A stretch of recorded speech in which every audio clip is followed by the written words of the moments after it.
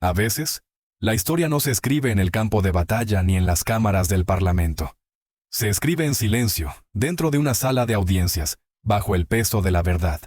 Y en un tribunal, se desarrolló un choque que reveló no solo una disputa legal, sino la profunda grieta entre la justicia y el poder. De un lado estaba el juez Clarence Thomas, una figura destinada a encarnar el imperio de la ley, la neutralidad y el orden. Del otro, un joven presidente africano, Ibrahim Traoré de Burkina Faso, acusado en una asombrosa demanda de $500 millones. Para el ojo inexperto, se trataba de contratos rotos, pero para quienes observaban con atención, era algo mucho mayor. Si África finalmente podía decir no a un sistema que se había beneficiado de su sufrimiento durante generaciones. Este no fue un caso ordinario. Fue un momento en el que los cimientos de la economía global temblaron, donde la ley se puso a prueba frente a la conciencia. La pregunta persiste: ¿puede el coraje de un solo hombre inclinar el equilibrio de la historia? Si crees que el despertar de África ya ha comenzado, suscríbete y acompáñanos hasta el final de esta historia. Porque lo que ocurrió después puede cambiar para siempre la manera en que ves la justicia. El caso comenzó con un trueno. Un panel de arbitraje internacional anunció que el juez Clarence Thomas, un nombre imponente en los círculos legales, presidiría una demanda que exigía $500 millones al presidente de Burkina Faso, Ibrahim Traoré. El cargo: desestabilización económica. Su gobierno había rescindido contratos mineros vinculados directamente con corporaciones con sede en Estados Unidos. Contratos que canalizaban enormes ganancias al extranjero, mientras dejaban a las comunidades locales en la miseria. Los medios africanos inmediatamente aclamaron a Traoré como un defensor de la soberanía, un líder dispuesto a enfrentarse a un sistema descrito durante mucho tiempo como neocolonial. Pero los titulares occidentales lo pintaron como imprudente, advirtiendo que tales decisiones ahuyentarían a los inversionistas y paralizarían el crecimiento. Bajo todo ese ruido, sin embargo, el caso golpeaba algo más profundo que los mercados. Dentro del tribunal, el equipo legal de Traoré expuso la verdad. Documentos que probaban que más del 80% de las ganancias mineras salían del país, dejando aldeas sin agua, tierras de cultivo envenenadas y trabajadores abandonados. Los testimonios revelaron sobornos que habían asegurado esos acuerdos mucho antes de que Traoré llegara al poder. Lo presentado no fue simplemente una defensa, fue una acusación contra décadas de explotación disfrazada de desarrollo. Lo que debía ser una batalla legal rutinaria, se convirtió en un referéndum sobre el futuro de la independencia africana. Estaba el continente condenado para siempre a contratos escritos en salas de juntas a miles de kilómetros de distancia. ¿O podía un presidente desafiar las reglas del juego? Pero esto era solo la punta del iceberg. Lo que ocurrió después encendería emociones mucho más allá de las paredes del tribunal. El punto de inflexión no llegó con abogados ni con hojas de cálculo. Llegó con una voz temblorosa desde una aldea de la que pocos en la sala del tribunal habían oído hablar. Su nombre era Mariam Kaboré, una maestra de escuela de Gansurgu, una provincia rural de Burkina Faso. Se presentó ante el tribunal, no como política ni experta, sino como madre, como vecina, como una de las incontables africanas comunes cuyas vidas habían sido transformadas por las operaciones mineras. Su testimonio atravesó los argumentos pulidos como una hoja afilada. Describió cómo su comunidad había construido una pequeña escuela con sus propias manos, solo para descubrir que no tenía agua corriente.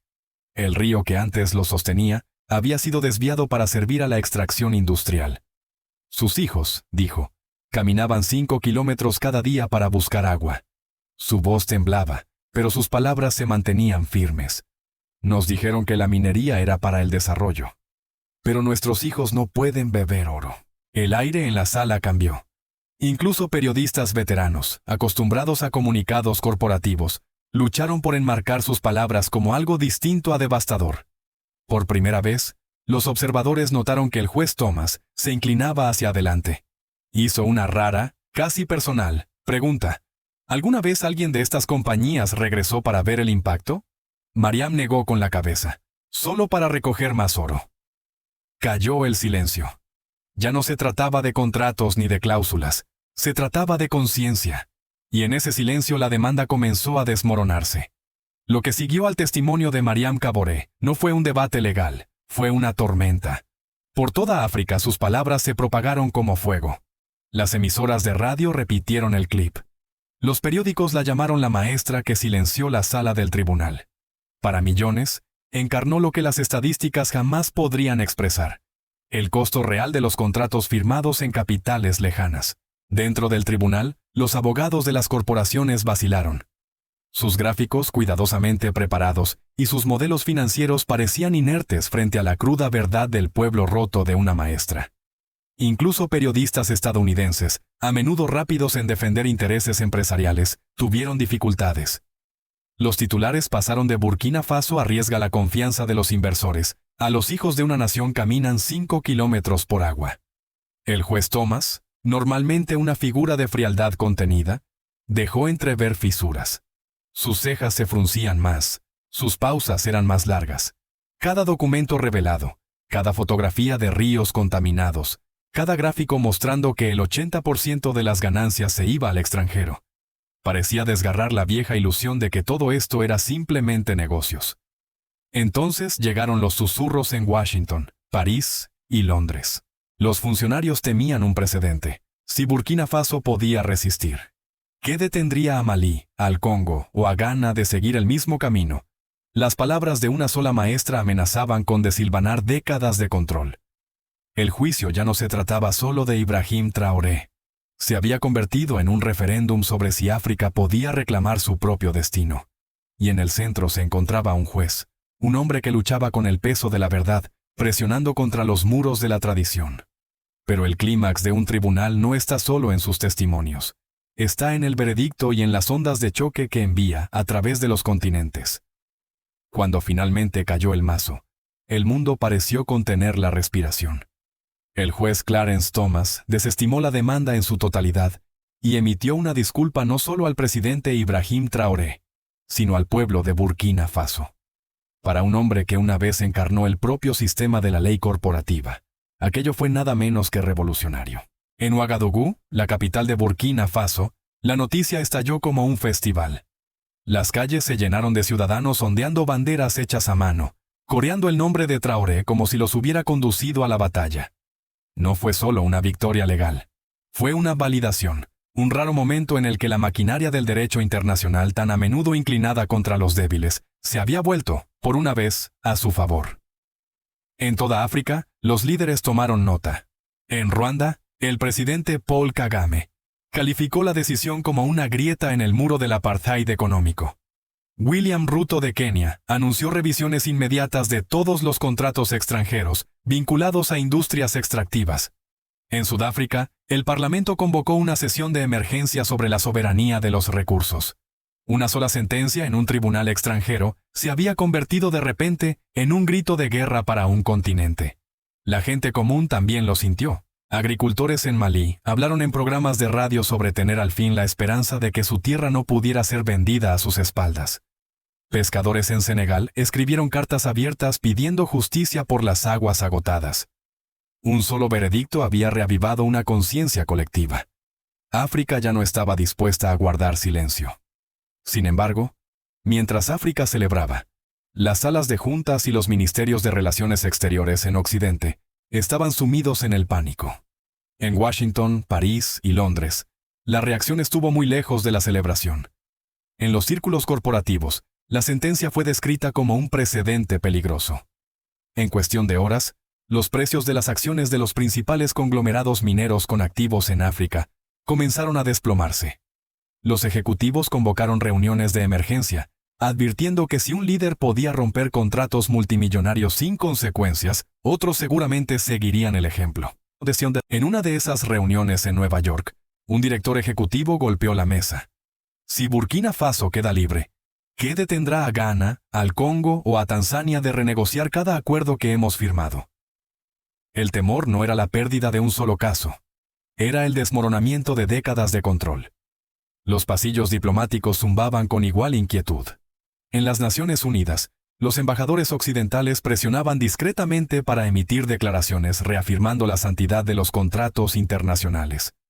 El subtexto era claro. Temían que la decisión del juez Thomas alentara una ola de desafío en todo el continente. Pero para los delegados africanos, el ánimo era distinto. Lo llamaron el día en que las cadenas se agrietaron, una frase que se propagó por redes sociales y por las esquinas de las calles. El propio juez Thomas caminó hacia la tormenta. Algunos senadores estadounidenses exigieron una investigación sobre su conducta, acusándolo de traicionar los intereses económicos de Estados Unidos. Los editoriales lo retrataron como ingenuo, un hombre seducido por el populismo. Sin embargo, al otro lado, jóvenes activistas en Estados Unidos y en el extranjero lo aclamaron como el juez que finalmente vio la verdad. El veredicto no solo había cambiado el equilibrio en una sala de audiencias, había redibujado las líneas de batalla política a escala global. Pero las réplicas no fueron solo internacionales. Cortaron profundamente en la psique estadounidense, obligando a una nación a preguntarse qué significa realmente la justicia. En Estados Unidos, el caso resonó mucho más allá de las revistas jurídicas. Para muchos estadounidenses planteó una pregunta profundamente incómoda. ¿Cómo se ve la justicia cuando en el otro lado de la balanza está el beneficio económico? En el Capitolio, los legisladores se dividieron con fuerza. Algunos senadores conservadores pidieron la dimisión de Clarence Thomas, calificando su fallo de activismo judicial que ponía en peligro los intereses de Estados Unidos en el extranjero. Argumentaron que, al ponerse del lado de Ibrahim Traoré y Burkina Faso, Thomas había socavado la posición de Estados Unidos como garante de la estabilidad empresarial mundial. Pero no todos estaban de acuerdo. Editoriales en los principales periódicos comenzaron a plantear preguntas más duras. ¿Estados Unidos realmente promovía el desarrollo o había sido cómplice de una explotación disfrazada de asociación? Para un público cansado de titulares interminables sobre la avaricia corporativa, el testimonio de Mariam Caboré acerca de niños que caminaban 5 kilómetros por agua tocó una fibra sensible. Grupos religiosos en el Medio Oeste citaron sus palabras en sermones sobre la moralidad. Jubilados en Florida discutieron la historia en salones comunitarios, muchos recordando sus propias luchas contra corporaciones que parecían valorar más el dinero que a las personas. Entre los estadounidenses más jóvenes, especialmente los activos en redes sociales, la decisión del juez Thomas fue vista como un raro acto de principio por encima del poder. Esta división reveló una tensión creciente dentro de la propia América, entre un viejo establishment que defendía el statu quo y una generación emergente dispuesta a preguntar si la justicia debe, a veces, tener un costo frente al beneficio. Más allá de las fronteras de Estados Unidos, el fallo encendió debates en capitales de todo el mundo, cada nación viendo reflejos de su propia lucha. En Europa, la decisión fue recibida con una mezcla de sorpresa y negación. En París, los responsables políticos susurraban sobre la pérdida de influencia en África francófona.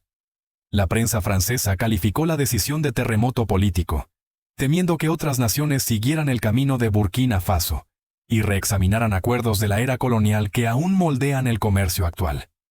En Londres, centros de estudios advirtieron sobre un efecto dominó que podría desestabilizar los mercados de recursos en todo el continente. En Asia, las reacciones fueron más estratégicas.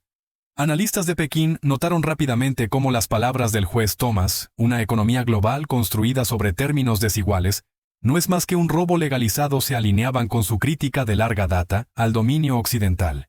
Los medios estatales chinos elogiaron el coraje de Ibrahim Traoré, utilizándolo para reforzar su propia narrativa de asociación con África. Mientras tanto, en Nueva Delhi, comentaristas enmarcaron el momento como prueba de que el sur global finalmente podía unirse para exigir condiciones más justas en un mundo inclinado durante demasiado tiempo hacia Occidente.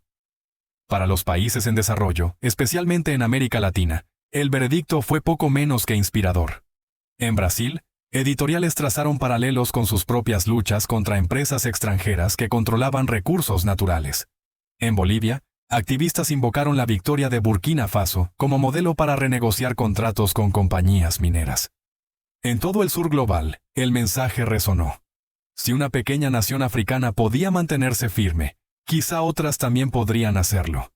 El eco fue inconfundible. Un solo caso en un tribunal internacional había trascendido fronteras, culturas y lenguas, obligando a gobiernos de todo el mundo a confrontar la incómoda pregunta de si el desarrollo había sido demasiadas veces otra palabra para explotación. Y sin embargo, cuando el polvo se asentó, aguardaba un giro aún mayor. Uno que redefiniría no solo el legado de Traoré, sino el lugar de África en el orden global. Justo cuando el mundo pensaba que la tormenta había llegado a su punto máximo, ocurrió lo inesperado. El juez Clarence Thomas, durante mucho tiempo criticado como símbolo del poder enquistado, apareció sin previo aviso en una sesión especial de las Naciones Unidas sobre justicia económica. Las cámaras captaron su silencioso caminar por los pasillos de mármol, sin séquito, sin gran declaración, solo un hombre cargando con el peso de la verdad. Cuando se le concedió la palabra, pronunció frases que dejaron atónita a la asamblea.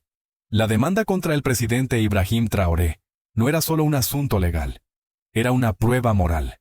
Y fallé esa prueba hasta que la evidencia me obligó a ver lo que siempre estuvo allí. Una economía global construida sobre términos desiguales no es más que un robo legalizado. La sala cayó en silencio.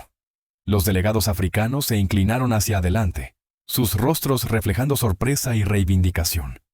Algunos representantes occidentales se removieron incómodos, mientras otros escribían nerviosamente en sus cuadernos. Por primera vez, un juez occidental de alto rango no solo había desestimado un caso, sino que había confesado públicamente que el propio sistema estaba viciado. En cuestión de horas, sus palabras se volvieron virales. En toda África, las redes sociales lo apodaron el juez que rompió las cadenas. En Burkina Faso, aparecieron durante la noche murales de Thomas, estrechando la mano de Traoré, pintados sobre muros donde antes habían estado soldados coloniales. Lo que había comenzado como una batalla judicial, se transformaba ahora en algo mayor. El nacimiento de un movimiento global, que cuestionaba los mismos cimientos del derecho y de la economía internacionales. Pero el verdadero cambio aún estaba por llegar. Cuando el propio Traoré dio un paso al frente, ya no solo como presidente, sino como el rostro de un nuevo amanecer africano. Días después de la sorprendente confesión de Thomas en la ONU, el presidente Ibrahim Traoré se dirigió a su nación en televisión en vivo. Pero sus palabras no se limitaron a Burkina Faso. Cruzaron fronteras, traducidas y retransmitidas de Dakar a Dar es Salaam, de Johannesburgo a Washington. Lo que ocurrió en ese tribunal, declaró, no fue para mí, ni solo para Burkina Faso. Fue para cada agricultor en Malí, cuya tierra ha sido arrebatada, cada pescador en Senegal, cuyas aguas han sido vaciadas, cada minero en el Congo, a quien le dijeron que su sufrimiento era el precio del progreso. Nuestra dignidad no está en venta. Ese fue el momento en que Traoré dejó de ser solo un presidente. Se convirtió en un símbolo, el joven soldado convertido en líder que se atrevió a desafiar a un imperio de contratos y beneficios. Los medios internacionales, antes despectivos, ahora luchaban por contener la narrativa. Las calles africanas estallaron en murales y cánticos. En Nairobi, grupos juveniles marcharon con pancartas que decían: Burkina Faso nos mostró el camino. En América Latina, sindicatos declararon solidaridad. Incluso en Europa, movimientos estudiantiles invocaron el nombre de Traoré como sinónimo de resistencia. El poder había cambiado de manos, no mediante ejércitos ni golpes de Estado, sino mediante palabras y coraje. La demanda que pretendía aplastar a un líder lo había elevado en cambio a icono de soberanía, dejando al mundo enfrentarse a una pregunta que ya no podía ignorar. Si un hombre en un pequeño país podía romper las cadenas, ¿qué sucederá cuando un continente se levante unido? La historia no terminó con un veredicto. Comenzó de nuevo con un pueblo que había vislumbrado cómo podía ser la libertad cuando la justicia no está en venta. En Burkina Faso, las familias regresaron a sus aldeas con la esperanza de que los contratos firmados en capitales extranjeras ya no dictaran el futuro de sus hijos. En toda África, gobiernos y ciudadanos susurraban la misma frase: si ellos pueden mantenerse firmes, nosotros también. Ibrahim Traoré cerró su histórico discurso con palabras que resonarían mucho más allá de Ouagadougou. No pedimos permiso para ser libres. Nos pusimos de pie y lo reclamamos. Para muchos, esas palabras no eran solo sobre África, eran sobre cada nación, cada comunidad y cada individuo que alguna vez se sintió aplastado por sistemas demasiado poderosos para resistir. La imagen de Traoré, sereno pero firme, junto a un juez occidental que se atrevió a admitir la verdad, se convirtió en un símbolo imposible de borrar. Si el espíritu de Ibrahim Traoré toca tu corazón, comparte esta historia. Suscríbete para seguir caminando con nosotros en el viaje de una África que nunca volverán a inclinarse. Dios bendiga a África.